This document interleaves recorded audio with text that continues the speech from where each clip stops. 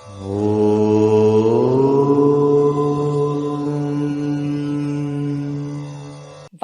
நான் டாக்டர் தீபா அர்லாலன். இன்னைக்கு நம்ம என்ன டாபிக் பற்றி டிஸ்கஸ் பண்ண போகிறோம் அப்படின்னா, இந்த ராகு கேது பயிற்சி தாங்க பார்க்க போகிறோம். இந்த ராகு கேது பயிற்சி வந்து பாருங்க, பலராலும் முன்னித்து கவனிக்கக்கூடிய ஒரு பயிற்சியாக தான் இருக்குது. ஏன்னா ஒருத்தவங்களோட வாழ்வாதாரத்தை அப்படியே புரட்டி போடக்கூடிய பயிற்சி ராகு கேது பயிற்சி அப்படின்னா. ராகு கேது வந்து பாருங்க, ஒருத்தவங்கள குப்பமேட்டில் இருக்கவங்கள கோபுரத்துக்கு கொண்டு போய் விடும், கோபுரத்தில் இருக்கவங்கள குப்பமேட்டுக்கு கொண்டு வந்து விட்டுரும். அந்த மாதிரி ஒரு எக்ஸ்ட்ராடினரி புரட்டி போடக்கூடிய ஒரு கிரகங்கள் தான் இந்த ராகு கேது அப்படின்னு சொல்லுவாங்க. பொதுவாக இந்த ராகு கேது வந்து என்ன சொல்லுவாங்க அப்படின்னு கேட்டிங்கன்னா, சர்ப்ப கிரகங்கள், நிழல் கிரகங்கள், சாயா கிரகங்கள் அப்படின்னு சொல்லுவாங்க. சாயா கிரகங்களாக இருந்தாலும் இந்த ராகு கேது வந்து பாருங்க, எந்த ராசியில் போகிறாங்களோ அந்த ராசியாதிபனோட வேலையும் செஞ்சுப்பாங்க, இவங்களோட தனித்துவத்தையும் காமிப்பாங்க. இதை உதாரணத்துக்கு சொல்கிறோன்னா, நம்ம யாரையோ ஒருத்தவங்க வீட்டுக்குள்ளே விடுறோன்னா அவங்க நம்ம வீட்டுக்குள்ளே வந்து மொத்தமாக நம்மளை அமைக்க அவங்க டாமினேட் பண்ணுறாங்க பார்த்தீங்களா. ஒட்டகத்துக்கு இடம் கொடுத்த கதையாயிடும் ராகு கேதுனோட ஒரு கேரக்டர்ஸ். அப்படிப்பட்ட ராகு கேது ஒவ்வொரு ராசிகளுக்கும் என்னென்ன மாதிரி பலன்களை கொடுக்க போகிற பார்க்கலாம் வாங்க.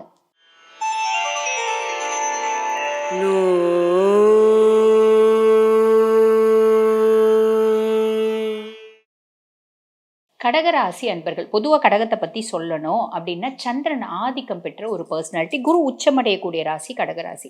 பொதுவாகவே கடகராசி வந்து பார்த்திங்கன்னா, எந்த ஒரு விஷயத்தையும் உணர்ச்சி வசப்படாமல் அவங்களால சொல்ல முடியாது. சந்தோஷம் அப்படின்னா அப்படியே சிரித்து சந்தோஷப்படுவாங்க, கஷ்டம் அப்படின்னா ஓன்னு அழுதுருவாங்க. பெரும்பாலும் வந்து பார்த்திங்கன்னா அவங்க சிரிக்கிறத விட அழறது தான் ஜாஸ்தி இருக்கும். ஏன்னா சின்ன சின்ன விஷயத்துக்கெலாம் கூட அவங்க பயங்கரமாக கஷ்டப்படுவாங்க அப்படின்னு தான் சொல்லலாம். ஒரு வீட்டில் ஒரு கடகராசி அம்மா இருக்காங்க அப்படின்னா, பிள்ளைங்களுக்கு அதை விட ஒரு லக்கு எதுவுமே இல்லை அப்படின்னு சொல்லலாம். ஏன்னா பிள்ளைங்களுக்கு என்னென்னலாம் தேவையோ பார்த்து பார்த்து பார்த்து பார்த்து செய்யக்கூடியவங்க தான் கடகராசி அம்மாக்கள் அப்படின்னு சொல்லலாம். அப்படிப்பட்ட கடகராசி அன்பர்கள், உங்களுக்கு ஆல்ரெடி வந்து பாருங்கள், கஷ்டம்லாம் மாறி சனி பகவான் பாக்கிய சனியாக வந்து உட்கார்ந்துருக்காரு. அதாவது 9ஆம் பாவத்தில் சனி பகவான், அது ஒரு எக்ஸ்ட்ராடினரியான ரிசல்ட்டு தான். இப்போ ராகு கேது பயிற்சி அப்படின் போது, ராகு 8ஆம் பாவத்தில் உட்காந்துருக்காரு, கேது 2ஆம் பாவத்தில் உட்காந்துருக்காரு அப்படின் போது கொஞ்சம் ஒரு சார்ட் ஆஃப் டிஸ்டர்பன்ஸ் இருக்க தான் செய்யும். ஆனால் கவலைப்பட வேண்டாம், அது எல்லாமே ஓவர் டேக் ஆகிடும். குருனோட பார்வை அப்படி கொஞ்சம் கொஞ்சம் இவர் நல்லது செய்வார், இவர் கொஞ்சம் கெட்டது செய்வார், சனி நிறைய நல்லது செஞ்சிடுவார். அதனால கவலையே படாதீங்க. இருந்தாலும் சில பல தீய பலன்கள் இருக்க தான் செய்து, அதை சொல்கிறேன். நற்பலன்கள் ரொம்பவே ஜாஸ்தி இருக்குது. பொதுவாக வந்து பாருங்கள், ராகு 8 அப்படின்னாலே எல்லாரும் பயமுறுத்துவாங்க, துஷ்டானம் ராகு. துஷ்டானம் ராகு அப்படின்னா உடல் பலவீனமாகும், அதிர்ஷ்ட குறைபாடு ஏற்படும், பண இழப்புகள் ஏற்படும்.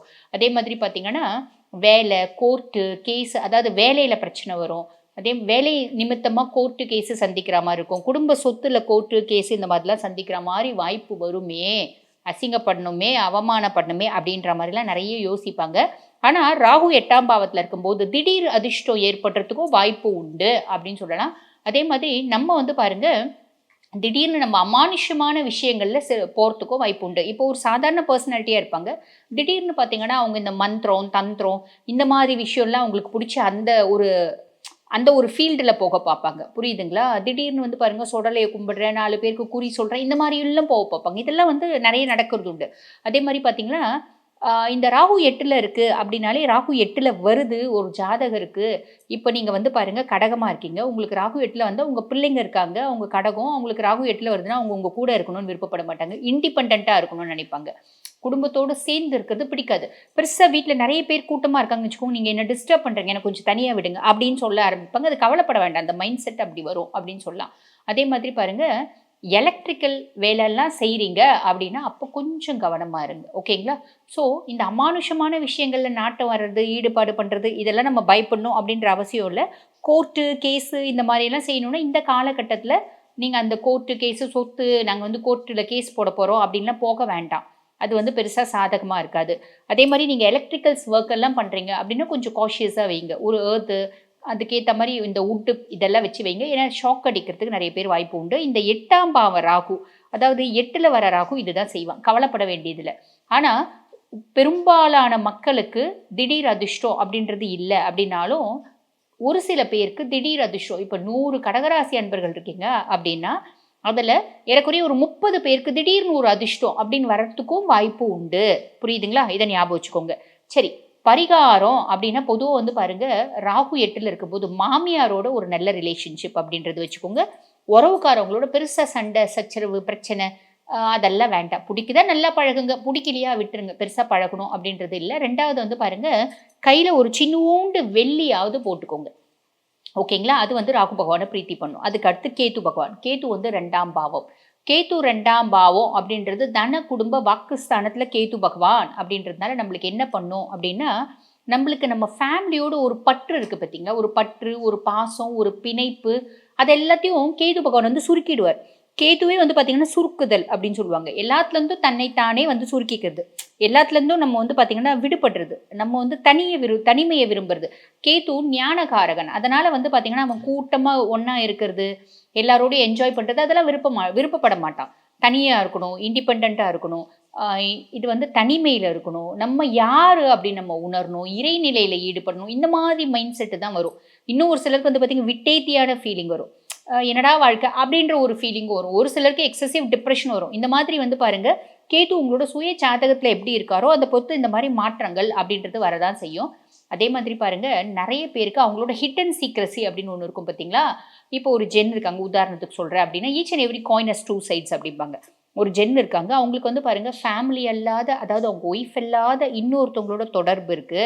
அப்படின்னா அந்த எக்ஸ்ட்ரா மேரிட்டல் அஃபேர் இருக்கு. அப்படின்னா அது குடும்பத்துக்கு தெரிய வரும். அதனால பிரச்சனைகள் அப்படின்றது வரதுக்கு வாய்ப்பு உண்டு. சரிங்களா? கொடுத்த வாக்க காப்பாற்றுறதுக்கு நெறைய கஷ்டப்படுவீங்க.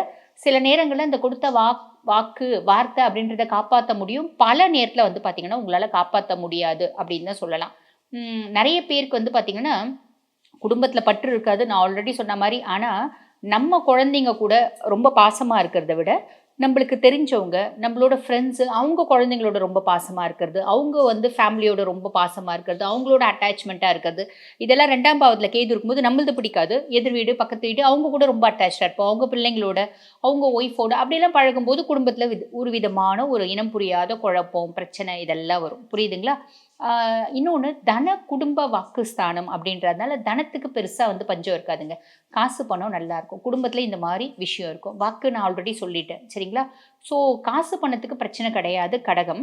ஆனா இந்த மாதிரி சம் சார்ட் ஆஃப் டிஸ்டர்பன்ஸ் வரதுக்கு நெறைய வாய்ப்பு உண்டு. சரி, இப்ப இந்த ராகு, கேது அப்படின்னாலே ராகுக்கு நான் பரிகாரம் சொன்னேன். அந்த மாரி கேதுக்கு நம்ம பரிகாரம் சொல்லணும் இல்லைங்களா? அந்த கேதுக்கு என்ன பரிகாரம் அப்படின்னு கேட்டீங்கன்னா, ஞாயித்துக்கிழமை தோறும் இல்லன்னா மாசத்துல ஒரு ஞாயித்துக்கிழமை நீங்க என்ன பண்ணலாம் அப்படின்னா, கொள்ளு இருக்கு பார்த்தீங்களா? கொள்ளு வந்து வறுத்து, அத வந்து பூண்டு, காஞ்ச மிளகா, கறிவேப்பிலை இதெல்லாம் போட்டு கொள்ளு பொடி செய்யணும்.